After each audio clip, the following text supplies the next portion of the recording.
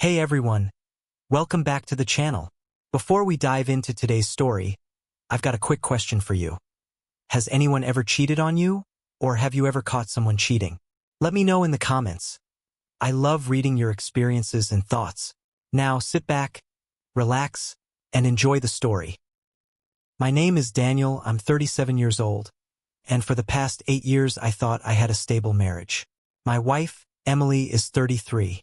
Together, we've built a life, a home, and a family with 2 beautiful kids, ages 5 and 3. If you asked me a year ago, I would have told you that we were happy, maybe a little tired from parenting and work, but solid. Earlier this year, Emily told me she wanted to go back to school to get her master's degree. She had put her career on hold when our kids were born, and I honestly admired her for wanting to invest in herself again. I supported her 100%. I even told her, don't worry about the bills, the kids, or the house. Focus on school. I've got the rest covered. And I meant it. I was proud of her. I wanted her to feel fulfilled, to grow. But I didn't expect how much things would change once she started this program. Her classmates are mostly in their early 20s, fresh out of college, single, energetic, with no real responsibilities. At first, Emily would just mention them casually. Oh, Sarah and I are studying together after class. Or, Mark invited us to a group project meeting at his place. Nothing sounded unusual. I was glad she was making friends. After all, everyone needs a social circle. But soon, the dynamics shifted. She wasn't just studying with them. She was hanging out with them a lot. Coffee after lectures, late-night group chats, then dinners and bars. I brushed it off at first. She's social, she needs to connect. Fine. Then came the first shock. One Friday night, she told me she was going out with her classmates. I thought, okay, dinner, maybe a drink or two. She came home past 2 a.m., tipsy, laughing, dressed in a way she hadn't dressed since we were in our 20s. Tight skirt, low-cut top, heels she hadn't worn in years. I remember staring at her as she stumbled into the bedroom, and I couldn't stop myself from saying, Emily, what are you doing? You're a mother of 2. This isn't you. She just rolled her eyes, kicked off her heels, and said, Relax, Daniel. I'm not dead. I just want to feel alive again. Then she passed out next to me, smelling of alcohol and perfume I didn't recognize. That was the first time I felt something shift inside me. A knot in my stomach, a fear I couldn't quite name. The weeks that followed only made it worse. She started posting more and more provocative pictures on social media, duck-face selfies in bars, photos in short dresses with captions like, living my best life, and group shots surrounded by young 20-somethings, mostly guys. Friends and family started commenting things like, wow, you look amazing, or hot mama. She loved the attention. Meanwhile, I was at home, working full-time, cooking, cleaning, putting our kids to bed. Every time I asked if she'd be home for dinner, she'd say something like, don't wait up, I'm studying with my group. But studying now seemed to mean partying. One night, after she got back smelling like vodka and cigarettes, I confronted her. Emily, I don't think this is appropriate anymore. You're acting like you're 22 and single. We have a family. We have responsibilities. She snapped at me. So what, Daniel? I should just be a boring housewife forever? I gave up my 20s raising our kids. Now I finally feel like I'm living. You don't get to take that from me. I didn't know what to say. She was right about one thing, she had sacrificed a lot. But the way she said it, it was like she resented me, resented the life we built together. I tried to let it go. I told myself it's just a phase. She's stressed with school. It'll calm down.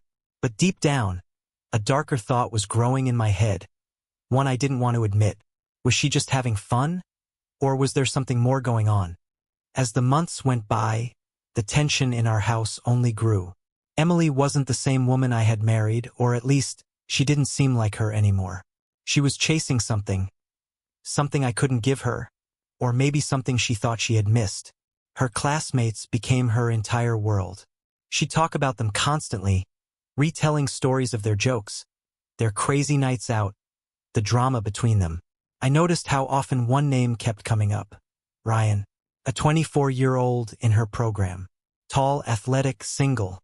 She mentioned him so casually, like it meant nothing, but his name kept slipping into every story. One night, I asked her about it.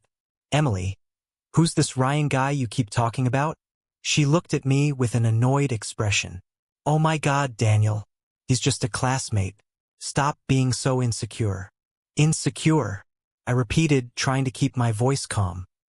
You've been going out almost every night, coming home drunk, posting pictures like you're in college again, and now you're suddenly spending all this time with some 24-year-old guy. Tell me, am I supposed to just ignore that? She groaned, rolled her eyes, and grabbed her phone. I can't deal with this right now. You sound controlling.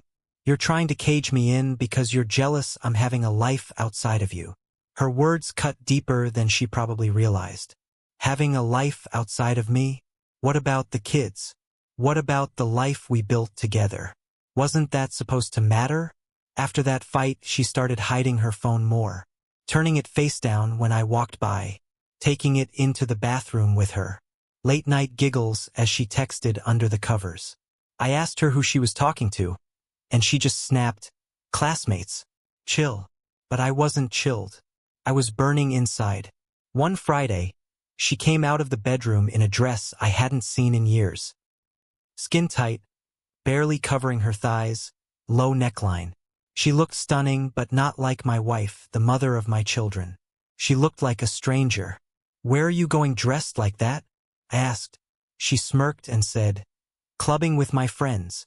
Don't wait up. Couldn't hold back anymore. Emily, this isn't right. Married women with 2 kids don't stay out partying until 3 a.m. with 20-year-olds. What are you trying to prove? Her eyes narrowed, and for a second, I swear she looked at me like I was the enemy. I'm trying to prove that I'm still alive, Daniel. That I'm more than just your wife or a mother. You don't own me. I wanted to scream, but I didn't. Instead, I stayed silent, because deep down I was terrified of the answer to the question running through my head. If I don't own her heart anymore, then who does? At home, life became unbearable. I was juggling work, bills, laundry, meals, and bedtime routines all on my own. Our kids started asking, "Where's Mommy? Why isn't she here to tuck us in?" And what was I supposed to say? That their mom would rather be out drinking than reading them a bedtime story? I told myself again, just make it through the semester. Summer's coming. Things will settle down. But I couldn't ignore the signs. One night, after she came home stumbling drunk, she left her purse on the couch. While she was in the shower, my hands were shaking as I pulled out her phone. It was locked, of course. She'd changed her password weeks ago. But inside her bag, I found something else.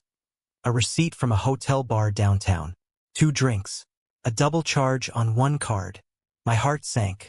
When she came out of the shower, hair wet, humming to herself, I asked, "Were you at a hotel tonight?" She froze for half a second, barely noticeable, but I caught it. Then she smiled like nothing was wrong. "No, we went to this rooftop place. Maybe that's what you saw." I held the receipt up. "Emily, it says Hotel Renaissance Bar. 2 drinks." Her smile faded, and for a split second, her mask slipped. Then she snapped, "Oh my God, Daniel, do you seriously go through my stuff now? This is pathetic. I had a drink with my classmates. Big deal. Stop acting like a paranoid psycho." And just like that, she stormed out of the room, leaving me sitting there with the receipt burning a hole in my hand. That night, I lay awake staring at the ceiling, listening to her breathe next to me, pretending to sleep. The doubts in my head were screaming now. Maybe I was paranoid. Or maybe I was finally seeing the truth I didn't want to face. When summer came, I thought things might finally settle down. Classes were wrapping up, and I figured without the constant stress of assignments and group projects, Emily would slow down too.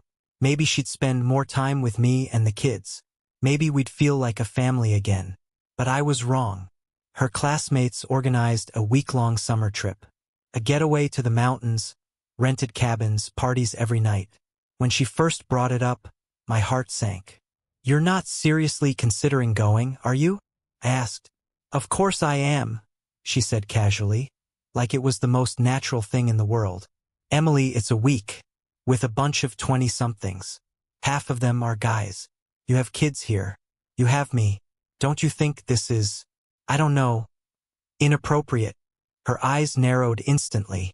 So now I'm not allowed to have a vacation because I'm married? Because I'm a mom? Is that it? That's not what I'm saying. I tried to explain. I'm saying a week away, leaving your husband and children behind while you party with people 10 years younger than you, it doesn't look right. It doesn't feel right. She snapped. You don't get to control me, Daniel. I need this. I deserve this. I stood there speechless. She had already made up her mind. The night before she left, we fought again. I begged her not to go, told her I couldn't handle the house and kids alone for a week. But she didn't care. She packed her bags, kissed the kids goodbye like it was nothing, and walked out the door. That week was hell. She barely texted. When I tried to call, she ignored me. Sometimes she'd send a quick, I'm busy, or can't talk right now. No good morning texts, no good night calls to the kids. Nothing. It was like she had erased us from her life completely. I stayed up late scrolling through social media, looking for any sign of what she was doing. Sure enough, the photos started popping up. Emily in a bikini by the lake, holding a drink in her hand, laughing with her classmates. Group shots around a campfire. Videos of them dancing at night. And there he was, Ryan, always near her, in the background of almost every photo. Standing close, sometimes with his arm around her shoulder, sometimes sitting next to her on the dock. Every time I saw his face, my stomach twisted. The kids asked about her constantly.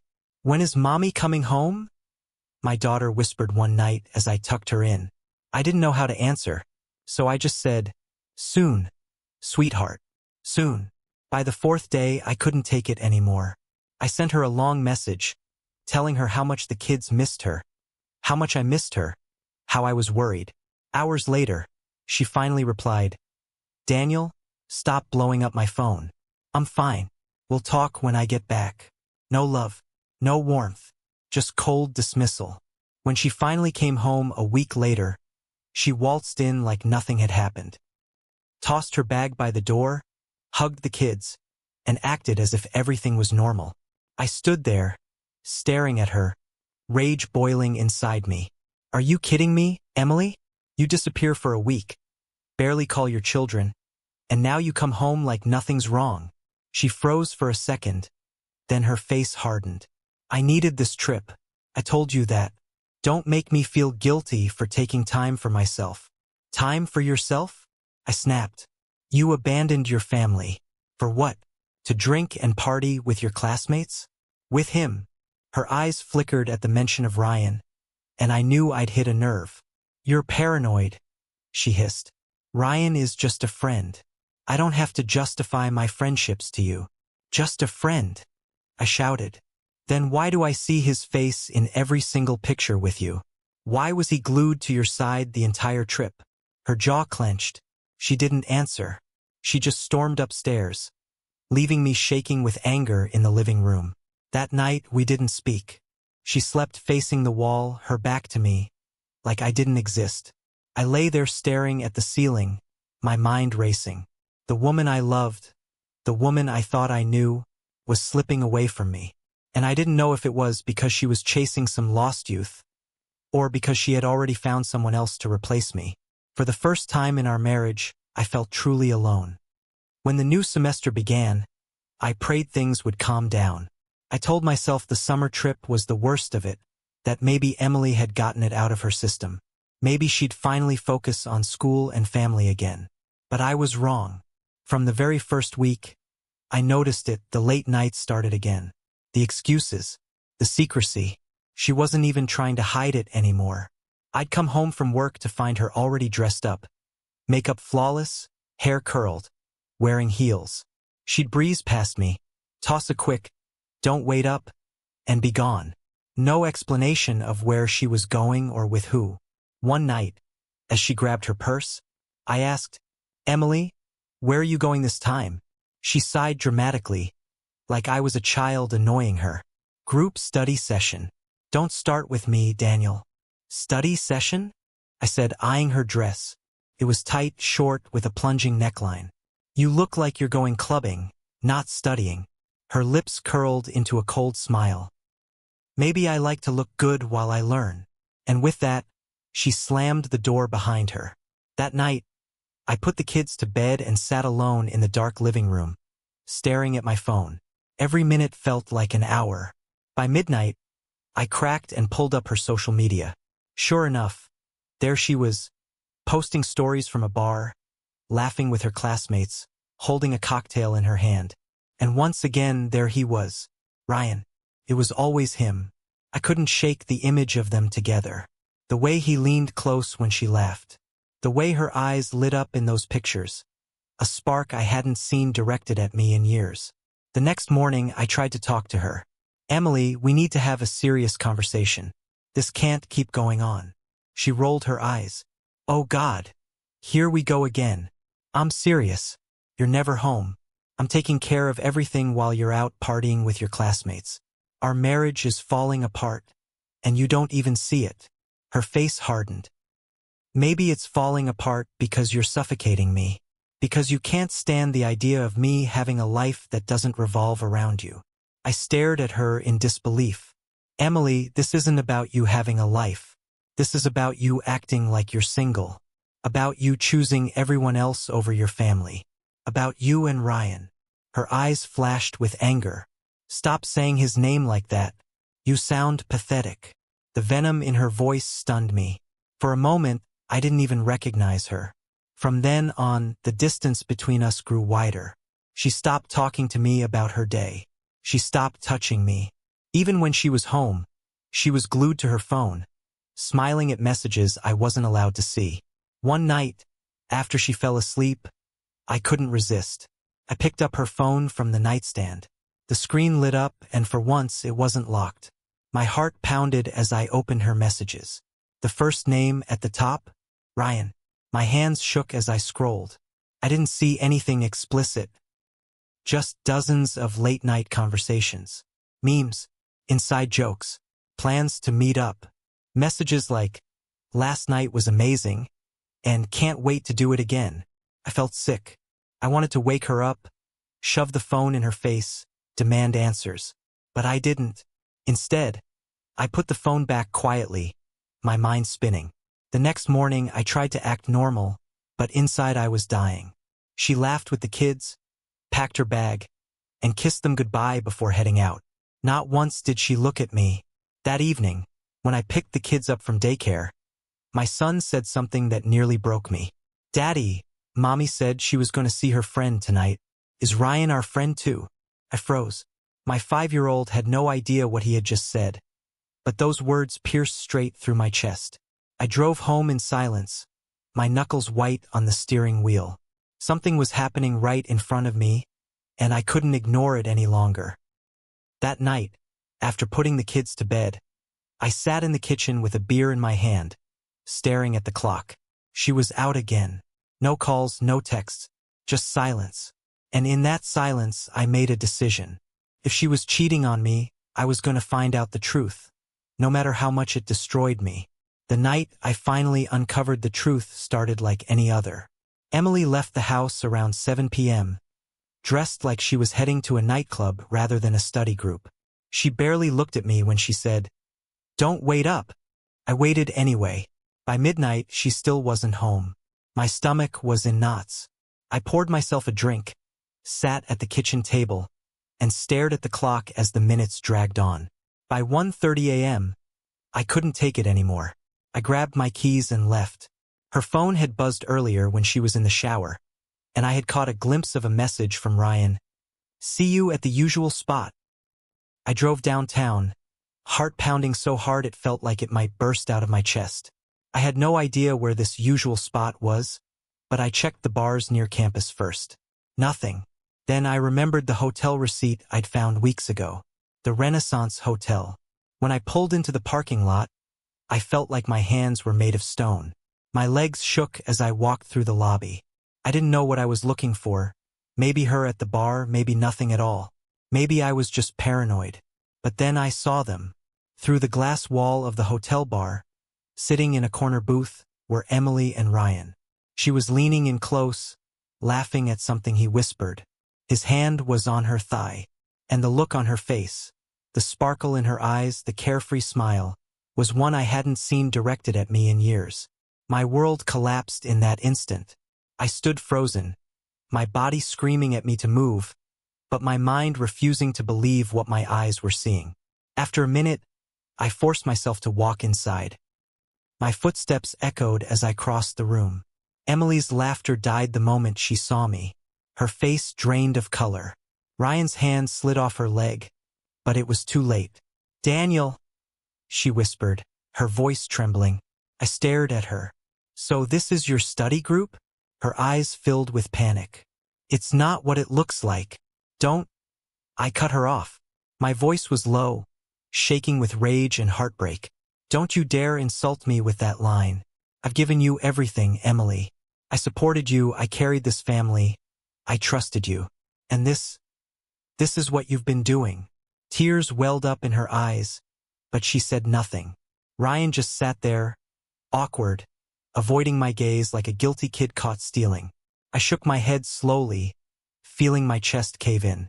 "You could have just told me. Instead, you lied. You made me feel crazy. You let me doubt myself while you were out here doing this." Emily reached for my hand across the table, but I pulled away. Her touch burned. "Daniel, please. I didn't mean for it to get this far. I felt trapped. I wanted to feel young again. I snapped. You wanted to feel alive? So you killed our marriage instead. Congratulations." The bar was silent around us. I couldn't stand to look at her anymore. Without another word, I turned and walked out, leaving her sitting there with tears streaming down her face and Ryan by her side. When I got home, the kids were asleep. I stood in their doorway for a long time, watching them breathe peacefully. They didn't know. They didn't know their mother had just shattered our family. That night, I slept on the couch. Or rather, I didn't sleep at all. The next morning, Emily came home. Her eyes were swollen, her makeup smeared. She sat across from me at the kitchen table, the same place where I had waited for her so many nights. "Daniel," she whispered, "please let's talk. I'll end it. I'll drop out of the program, whatever it takes. I just don't want to lose you. I don't want to lose our family." I stared at her, numb. Part of me wanted to believe her. Part of me wanted to forgive. But the image of her laughing with Ryan, his hand on her thigh, kept replaying in my head. "You already lost me," I said quietly. She broke down sobbing, but I didn't move to comfort her. Not this time. Because sometimes the worst kind of betrayal isn't just the act itself. It's the lies, the gaslighting, the way someone you love makes you doubt your own reality. And Emily had done all of that. I didn't know what the future held. Divorce, custody battles, endless nights of explaining to my kids why mommy and daddy don't live together anymore. But one thing was certain. The woman I had married was gone, and I wasn't going to let her break me any further. Thank you so much for watching until the end. If you enjoyed this story, don't forget to hit the like button and subscribe to support the channel. It really helps a lot. Take care, and I hope you have an amazing day.